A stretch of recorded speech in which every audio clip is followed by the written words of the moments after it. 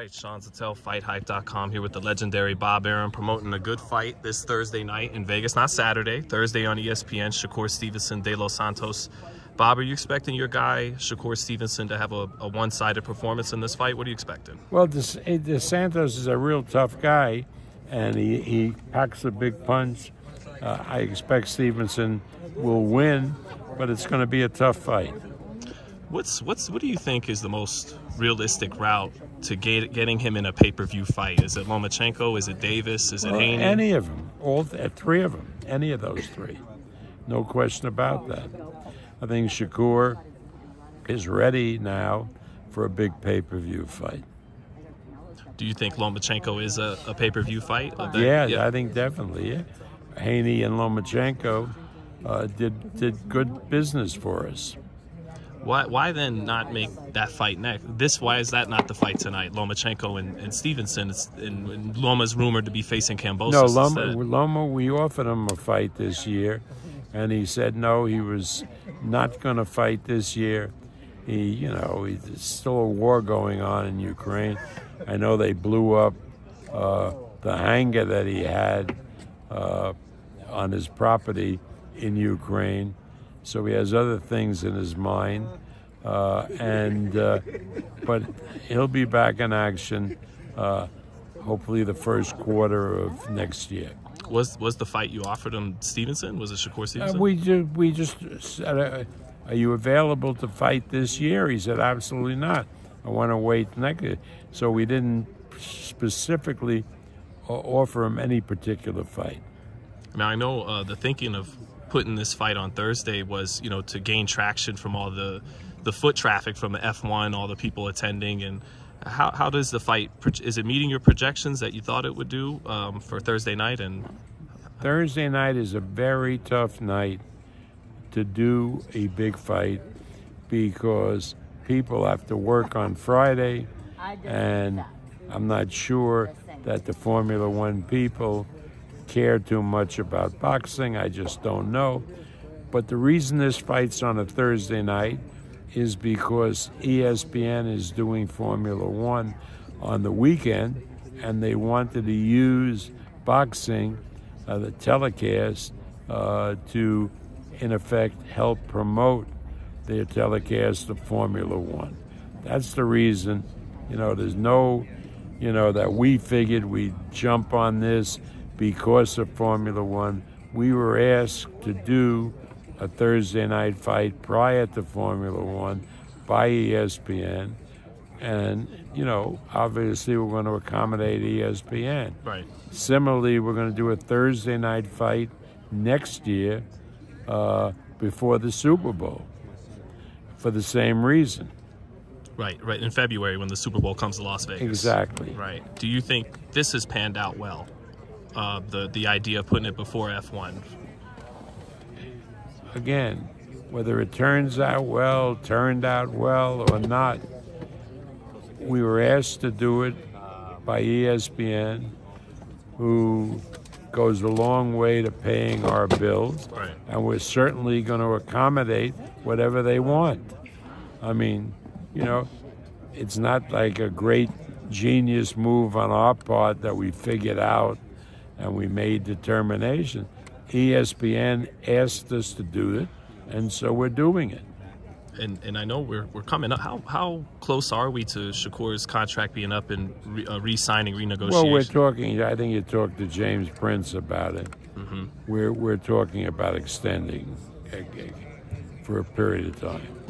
Do fights like these affect those negotiations? How much you're able to draw on a Thursday and things like that? No, they don't.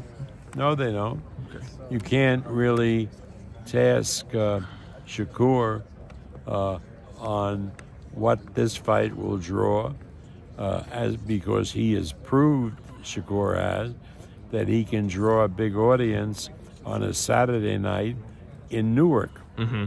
So the fact that he might draw less here on a Thursday night is not on him. Mm-hmm. It's on the circumstances of doing it Thursday night, which for the live gate is not the best time. Well, I asked too because I'm curious what are your thoughts on him growing as a draw? I know that became a point of contention with you and Crawford in part because you were kind of frozen out of making the big fights with the other welterweights, couldn't do business with the other side, and so inevitably you started saying things like, you know, I could have bought a house in Beverly Hills with the guarantees I've gave Crawford. Well, Shakur is different. Okay. Shakur is different. All the opponents that we would want for Shakur are available. So, I mean, it's not the same circumstance. Yeah, to some extent with Crawford, we were unable to get him fights with certain fighters that fought for PBC. But, you know, Crawford is such a talent and is heads and shoulders above any welterweight out there that it was hard to make a fight that was viewed as competitive for Crawford because he's so good. And even the Spence fight, which people believed was very competitive, people like ourselves knew that it wouldn't be because Crawford was so much of a better fighter than Spence or any other welterweight. Well, you know, you say it's different this time with his top opponents, but what really is different, Bob, when Tank, like Spence was, is with PBC and Haney even. Well, Haney, isn't currently. You know, he's. That's all nonsense. That really is nonsense.